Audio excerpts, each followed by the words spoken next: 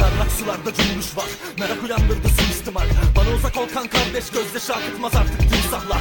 Bence çek bir bismillah, korusun Allah, sıfatta organ bırakmam vallah. Yakında kıyamet kopar, zencel dahi korkar cihandan. Beli attım yok demir attım, rhyme'ları yapılır şakaktan. Kan deryasına merhabalarla uyandım, umut bekleme şafaktan. Bozulur akıl sağlığına takdemi akan pompalar atar damarlar. Destur yoksa büyüklerden yapılan yanlış anlı beynim patlar. Can kalbimde kalanları berdavan yasaklar. Ben de